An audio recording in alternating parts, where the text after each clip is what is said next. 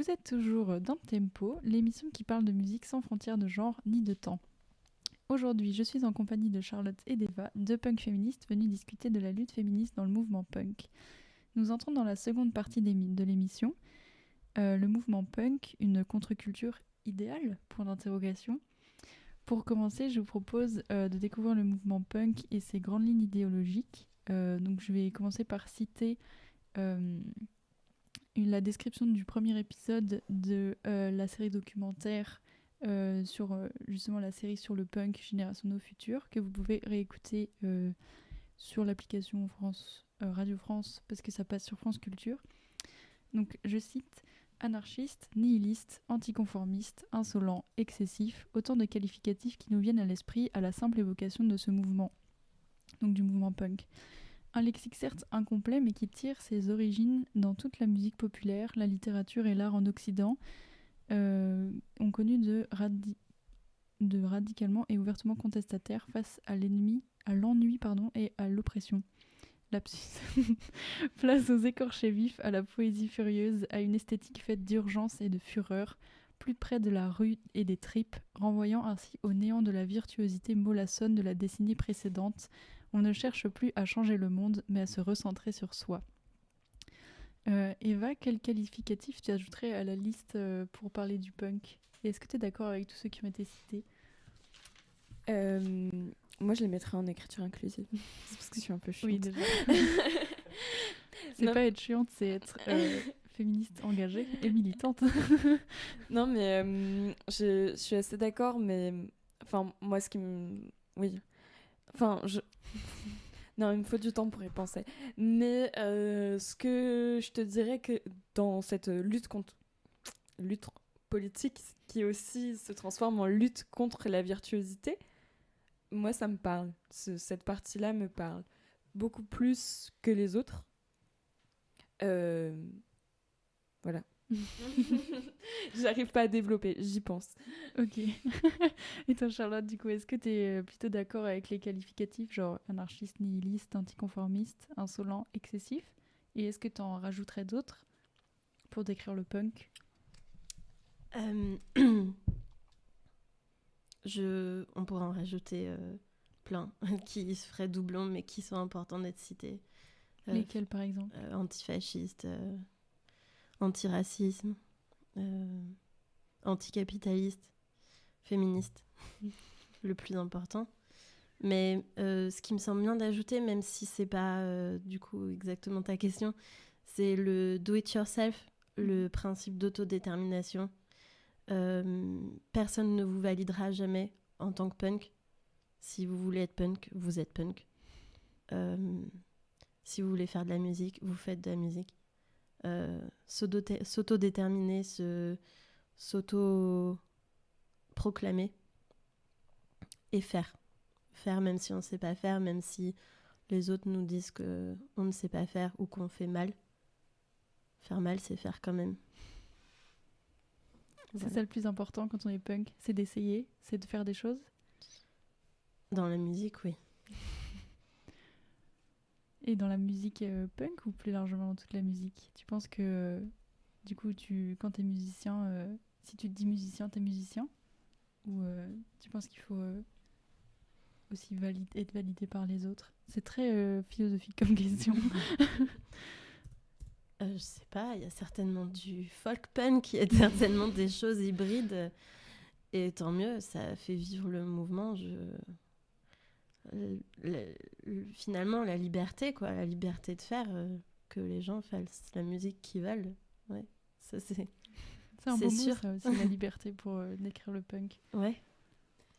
Si je peux rajouter quelque chose, je pense que c'est aussi de la musique qui est non savante, qui n'est pas écrite, enfin, qui est, au départ, qui n'est pas écrite, qui ne suit pas de partition. Enfin, bien sûr qu'il y en a, mais je pense aussi que la manière dont je pratique le punk, je la pratique pas sur une portée. Et c'est aussi... Enfin, on peut le faire. Et je sais que toi, Charlotte, tu le fais. Mais non, mais ce que je veux dire, c'est que c'est pas une musique qui est figée, tu vois.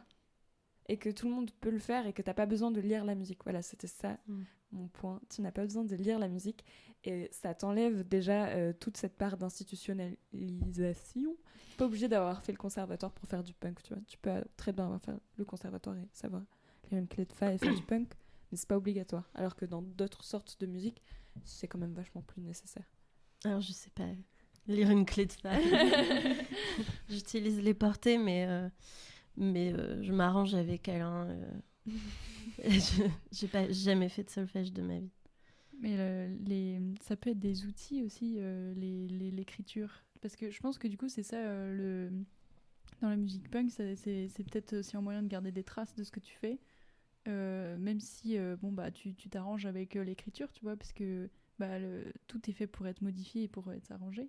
Mais au moins, c'est un outil supplémentaire pour garder une trace de ton travail, pour te rappeler de ce que tu avais fait. Par exemple, pour cette chanson, tu t'écris pour savoir où est-ce que tu avais mis le pont, le pré-refrain. Ou je sais Oui, pas quoi. carrément. Mais après, le punk, c'est aussi réputé pour ne pas avoir de structure dans les morceaux, quoi. Donc, après, c'est en fonction des envies. Mais s'il faut parler de mes fameuses portées, c'est parce que je suis batteuse, en fait, et j'ai besoin de visualiser le temps. De savoir de compter ou quoi, bien sûr ça aide, mais je suis assez visuelle en fait, et j'ai besoin de visualiser le noir, double croche ou double, enfin voilà. Et qu'est-ce qui vous a plu dans le mouvement punk, genre au niveau de la musique et même de la culture punk du coup? Qu'est-ce que vous vous êtes dit, ok, si c'est ça, j'adhère à 100%. Enfin, à quel niveau, genre dans le milieu punk parisien, celui qu'on fréquente ou... Oui, tout à fait. Bah déjà, il y a des super copines qui sont des meufs super cool et qui font de la musique qui est trop bien et qui sont super engagées, qui ont un discours et une musique qui me plaît. Moi, esthétiquement, j'adore ce style de musique. J'aime bien aussi traîner dans des caves pour aller voir des petits groupes, découvrir plein de choses. Le fait aussi que ça soit pas cher, c'est super important pour moi. Que ça soit aussi une musique qui n'est pas réservée forcément à une élite. Parce que du coup, il y a le coût de l'argent, enfin la barrière de l'argent qui s'en va. Même si bien sûr, il y a énormément d'autres barrières. Mais moi, ça m'a plu, tout ça. Oui, voilà, dans le milieu parisien que je pratique maintenant. Après, moi, j'ai un peu commencé avec la pop punk. Donc, quand j'avais 11-12 ans, et j'étais amoureuse de Sum 41, Blink, et après d'Hayley Williams de Paramore. Et j'ai adoré, mais parce que Hayley Williams, Paramore a fait la BO de Twilight aussi. Enfin, moi, j'ai été bercée à la BO des séries sur les vampires, et c'était des BO punk, et c'est aussi comme ça que je suis rentrée dedans. Tu vois, par les vampires. Enfin, j'ai eu plusieurs portes d'entrée à plusieurs moments de ma vie. Et Des ports d'entrée toujours liés aux caves. ouais, c'est ça. Et aux trucs noirs. Mais voilà. Et toi, Charlotte, qu'est-ce qui t'a plu dans le punk? Dans le mouvement punk et dans la musique, du coup? Alors, en premier, c'était le rythme. Le fait d'avoir comme ça des musiques méga courtes et qui balancent presque des slogans en fait. Ça c'est ce qui m'a accroché, et dans un deuxième temps en fait c'est les textes qui résonnaient clairement avec mes valeurs, et après de manière effectivement pratique, en fait, l'accessibilité, le fait d'avoir simplement besoin d'un billet de 5 ou 10 balles pour descendre dans une cave et avoir accès à un live, de la musique live avec des instruments. Voilà, des vrais instruments sur scène. Je dis pas que c'est rare, mais c'est pas rien, quoi. Et puis enfin, la liberté aussi des gens qui sont sur scène, qui transmettent ça et qui se sentent libres de crier, et la liberté du public aussi, qui à Paris, dans les concerts que je fréquente, est bienveillant, et voilà. tu parlais des textes et dans l'extrait que j'ai lu, on trouve les mots poésie furieuse. De quoi Oui. ils parlent les textes punk? Pour me répéter, d'anticapitalisme, d'antifa, de féminisme, souvent de façon crue. Voilà, c'est des idées, des grandes idées comme l'anticapitalisme ou le féminisme, mais qui vont être crues, voilà, qui vont ne pas hésiter à... Oui, tu parlais de slogan tout à l'heure. C'est vraiment voilà. ça, c'est des textes très courts et très marquants. Ouais. Et tes textes à toi aussi, ils ressemblent à ça? Parce que tu m'as dit que tu écrivais des paroles de chansons aussi. Ouais. Oui. Alors, furieuse, ouais. Plutôt furieux. Ouais, c'est le bon mot. c'est le bon mot. Et dans la citation aussi que je lisais, on trouve aussi les termes virtuose et mollassonne. Et du coup, en fait, ça fait référence au rock progressif et qui se passait dans les années 60. Et le punk arrive dans les années 70, vraiment en opposition à ça. Et est-ce que vous, aujourd'hui, vous faites du punk pour vous opposer à quelque chose aussi qui est arrivé avant? Moi, que vous en avez pas conscience aussi, parce que c'est très, très frais. J'adore le rock progressif, donc c'est un peu nul. Mais moi, je m'oppose à... C'est pas nul. Non, mais ce que je veux dire, c'est que le punk, comme je te disais, c'est un moyen non virtuose qui est à ma portée et qui me plaît en termes d'esthétique pour porter des messages qui me tiennent à cœur, donc qui sont des messages féministes. Et je trouve que c'est un médium artistique qui, là, me convient. Et je m'oppose pas, en faisant ça, pour moi, je m'oppose pas à la pop ou au rap ou à la folk ou à la country. Enfin, je sais pas, tu vois, c'est mon médium esthétique parmi plein d'autres qui me convient pour faire passer mes idées féministes, queer, antiracistes. Voilà. Et toi aussi, du coup, c'est plutôt dans cette veine-là? Je m'oppose à aucun genre de musique quand je fais du punk. Tu viens en complément, du coup, plutôt? Disons que c'est pareil, c'est le genre que je pratique. Parce que c'est ce qui me plaît. Après, ça m'arrive d'écouter du rock progressif aussi.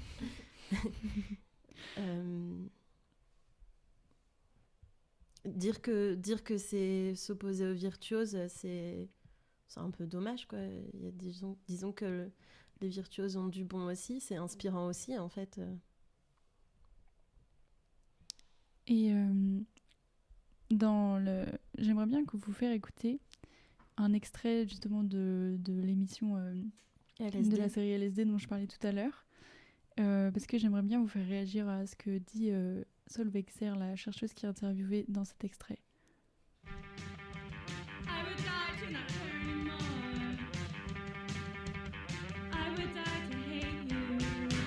Solveig Serre, historienne, musicologue chargée de recherche au CNRS et co-dirigeante du projet de recherche PIND, Punk is Not Dead. C'est une scène dans laquelle les filles, si elles veulent être visibles, sont obligées d'en faire plus.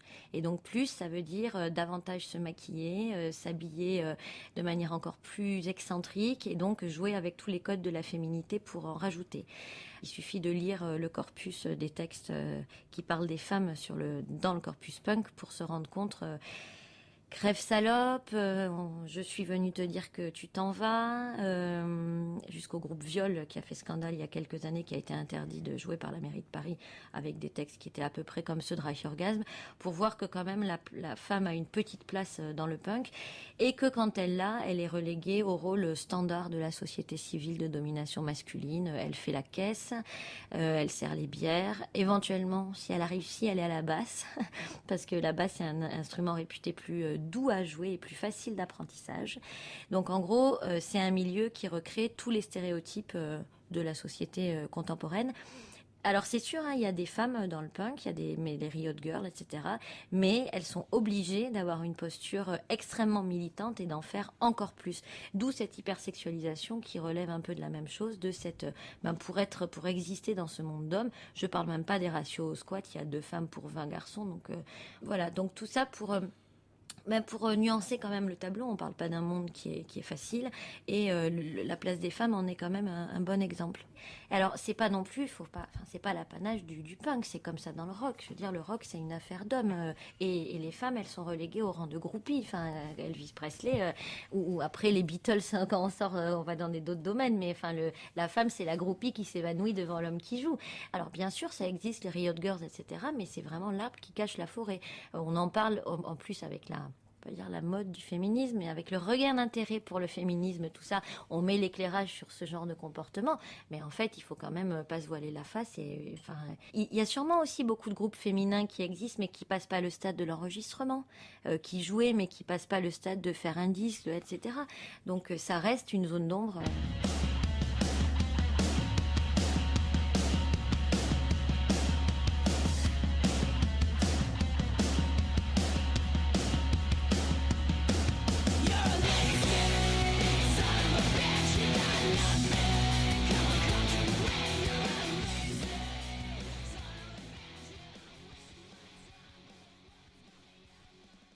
Il y a beaucoup d'informations dans ce qu'on a entendu. Et j'aimerais que vous réagissiez un peu là tout de suite. Comment vous vous sentez du coup par rapport à ce que la chercheuse Sol Vexer a dit, Eva?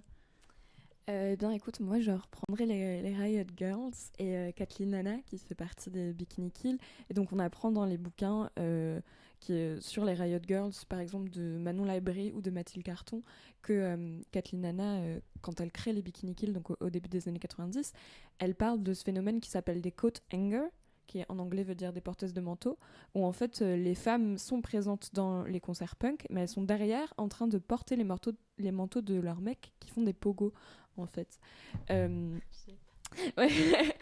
Et donc du coup je comprends vraiment ce qu'elle veut dire, et maintenant d'où quand même moi ça me semble quand même super important, et on peut peut-être pas l'évacuer comme ça, le Women on the Front, qui est un slogan de Kathleen Hanna qui veut dire les femmes devant, parce que pareil, dans le punk, elle ne pouvait pas assister à des concerts sans se faire péter les côtes, et c'était quelque chose, enfin les mecs ils repartaient à l'hôpital parce qu'ils pogotaient entre eux, et c'était pas un espace où les femmes étaient permises d'exister.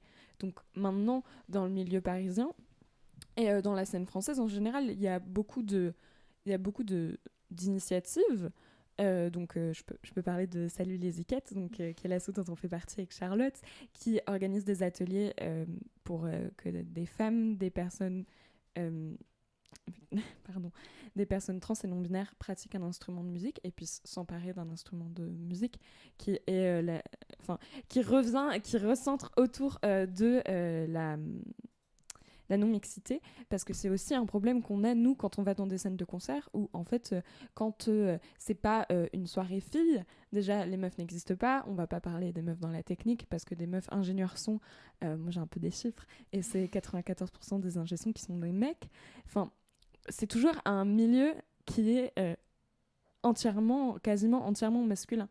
Il n'y a pas trop de programmatrices, et nous, quand on arrive dans des salles, on sait qu'il va falloir qu'on regarde bien la programmation et qu'on fasse attention à qui est là, parce que sinon on peut passer une très très bonne soirée comme on peut passer une soirée de merde, parce que les gens qui vont être là, ça va être des mecs qui vont prendre toute la place, et nous on va se retrouver sur le côté, et pas forcément à tenir la caisse ou à servir des bières, mais à surveiller son sac et à faire attention à est-ce que je vais sortir vivante de cette salle, tu vois.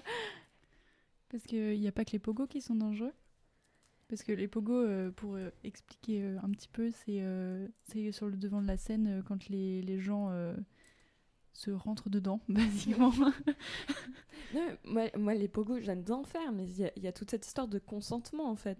De est-ce que on va là pour s'exploser la gueule et pour détruire la personne qui est en face, ou est-ce qu'on va là pour danser et pour s'amuser? Pour moi, ce qui est dangereux, c'est la drogue dans les verres, les attouchements, les patrons de bar qui cachent, parce que ça s'est fait avant le Covid, avant la fermeture des bars. Quand même une grosse affaire d'une fille qui allait se plaindre à un gérant d'un grand bar parisien que le patron nomme le Temple du Rock, parce qu'elle a eu des attouchements pendant qu'elle était à un concert, et il lui a dit non mais en fait c'est un client habituel, il est là, et si t'es pas contente, c'est pareil, tu pourras pas faire sans, parce que ici on est au Temple du Rock parisien, et de toute manière c'est marche ou crève, quoi. Et c'est tout le temps pareil. C'est-à-dire que il y a tellement de... Enfin, on a le droit d'être énervé, et moi je suis énervée, et parce que je sais que si j'étais perçue différemment, si j'étais perçue comme un mec par exemple, ça se passerait pas comme ça pour moi. Et du coup, en fait, dans le milieu punk, qui se dit antiraciste, antisexiste, etc., on rencontre un peu les mêmes problèmes que partout. Bah, il y a la théorie et la pratique.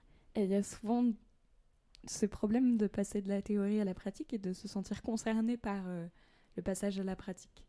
Donc je dis pas que tout le monde est comme ça, mais je dis qu'il y a des choses qui changent. Mais je dis aussi que, par exemple, quand en 2022, on trouve que la solution pour que les soirées se passent bien dans ton bar ou dans ta cave pour, pour les meufs, c'est de mettre des capotes sur les verres pour qu'elles puissent ne pas se faire droguer, parce que t'as tellement d'affaires de drogue dans ton bar que si jamais tu fais pas ça, ben... enfin, tu vois. Donc il y a ce passage, oui, de la théorie à la pratique qui, pour moi, n'est pas acquis. Et c'est bien d'être engagé sur le papier, mais après... get over it. Passer à autre chose. J'ai l'impression que c'est toujours ça le problème.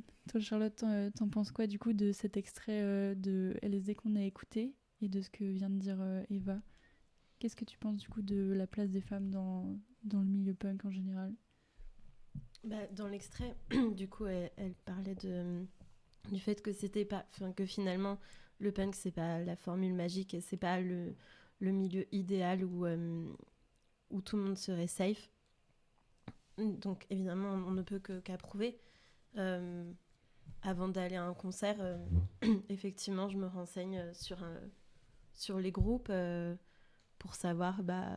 Quel type de public il y aura, par exemple? Ouais, par exemple, où je sais qu'il y a des salles qui sont plus... Disons que... Plus ou moins regardantes ou plus ou moins sévères? Disons que, par exemple, aux Zorba, je sais que la programmatrice est une femme. Enfin, rien que ça. Alors, c'est rassurant. Il y a des salles comme ça, ou des concerts où, en fonction du public, on sait qu'on sera en accord et en sécurité, quoi, quelque part. Et quand t'es sur scène, ça se passe comme ça aussi? Genre, t'as eu des problèmes liés au sexisme, comme quand t'es dans les pogos? Du coup, c'est pour ça que je te demandais de nous décrire comme des musiciennes amatrices, parce que moi, de la scène, j'en ai pas encore fait. J'ai commencé la batterie en 2020. Ok. Voilà. Toi, t'en as déjà fait un peu de la scène, Eva? Oui, j'ai fait un tout petit peu de scène. Et en fait, les problèmes récurrents que tu peux avoir dans le sexisme, ça commence dès l'installation, où en fait, il y a des techniciens qui vont venir t'expliquer comment il faut régler ton ampli de guitare, comment il faut régler ta pédale. Enfin, oui, ok, tu fais ton travail, mais il y a une manière de le faire aussi. Et c'est souvent excluant, en fait. On se sent un peu comme des merdes à se faire expliquer la vie. C'est comment marche ma guitare, merci, je sais. Et quand tu vois qu'ils se comportent pas comme ça avec les autres personnes sur scène. Je crache beaucoup sur les techniciens, mais je vous aime beaucoup, mais il y a quand même des choses à penser, je pense. Et après, quand tu es sur scène, enfin, je sais pas, c'est pas forcément le public, parce que, enfin, moi, j'ai pas trop eu de problème avec le public, mais juste avec l'accueil, ou aussi quand on accueille 3 groupes de meufs, ça va être les 3 groupes de meufs de la saison entière, et du coup, ça va être une soirée filles. Pourquoi Tous les autres soirs, c'est des soirées mecs. C'est pas vendu comme ça. On est d'accord. Est-ce que vous avez été déçus de voir ça, justement, que les problèmes liés à la discrimination et au sexisme, c'était aussi présent dans une scène punk qui se dit antisexiste, etc. Non, mais carrément pas. Enfin, je veux dire... En tant que femme, partout où on va, on n'oublie jamais qu'on est une femme et on a affaire aux discriminations qui vont avec. Ça va des remarques en studio, parce qu'il y a ça aussi, hein. Faire de la musique, c'est s'entraîner dans des studios. Et pour citer une remarque absolument magique, donc un dimanche matin, je vais pour payer ma part de ma répète dans un studio absolument super où les mecs nous accueillent avec beaucoup de bienveillance, mais un musicien plus âgé s'exclament en voyant un groupe de nanas ah, mais le dimanche, ici, c'est comme à la piscine. C'est la matinée où les femmes viennent. Nickel. Voilà. Ça résume la mentalité, en fait. C'est des gens qui certainement sont antifascistes et très sympas, mais en fait, ils oublient pas... C'est même pas qu'ils ils se considèrent même pas comme des hommes. Eux, ils sont normaux, et nous, on est des femmes. D'accord. Et du coup, bon après c'est peut-être moi qui suis très idéaliste, ce qui est sûrement le cas d'ailleurs, je suis trop idéaliste. Mais moi quand on m'a parlé de la scène punk, j'étais en mode mais waouh, c'est incroyable, on a réussi à créer un espace safe pour les meufs, à créer une ambiance fondamentalement antisexiste, antiraciste et tout. Et justement quand je me suis rendu compte que certes c'était plus éduqué que la majorité des autres endroits, il persistait quand même des problèmes liés au sexisme et en fait juste les gens ils reproduisent des schémas sexistes qui nous pèsent tous les jours et du coup j'étais grave déçue genre et du coup en fait je trouve que c'est vraiment un marqueur de l'omniprésence du sexisme que tu dises que tu sois pas déçue justement parce que tu t'y attendais quand même. Et disons que les seuls endroits où je m'attends pas au sexisme, c'est quand je suis en non-mixité. Et c'est pour ça que Eva parlait de l'association Salut les Iquettes dont on fait partie, grâce à laquelle je me suis mise à la musique en fait. C'est que c'est très important d'avoir des lieux en non-mixité où on peut se reposer, où en fait notre veille politique antisexiste peut se reposer et où on peut être nous-mêmes avant d'être une femme. T'en penses quoi toi Eva de ça? Genre de toute cette peut-être déception? Moi, je suis d'accord avec Charlotte sur la nécessité de la non-mixité parce que c'est même si on n'est pas toutes pareilles, donc on traverse pas toutes, on vient pas des mêmes origines sociales, on n'a pas la même couleur de peau, on n'a pas les mêmes croyances, on est quand même en partageant l'idée de vouloir se définir comme femme, on partage quand même des vécus qui sont communs dans une certaine manière et on n'a pas besoin de les expliquer aux autres. C'est-à-dire que on va pas me questionner de pourquoi je suis ici et de ma légitimité à être là. Ce qui se fait quand même beaucoup. Et est-ce que j'ai été déçue? Non, parce que malgré tout, je m'amuse bien, sinon j'arrêterais de faire ça. Mais parce qu'il y a aussi des techniques de self-défense qui sont mises en place. Pareil, je sors en bande, je fais attention à mon verre, je fais attention à ce que je vais voir, tu vois. Mais je m'amuse bien, même si... et je m'éclate dans la non-mixité, vraiment, c'est incroyable, quoi. Et ok. C'est grave intéressant, parce que, en fait, je suis encore plus vénère qu'au début de l'émission. En mode... ouais, en fait, partout, on nous fait chier parce qu'on est des meufs et qu'on peut pas être vraiment libre, en fait. Et voilà. c'est... On va faire une pause.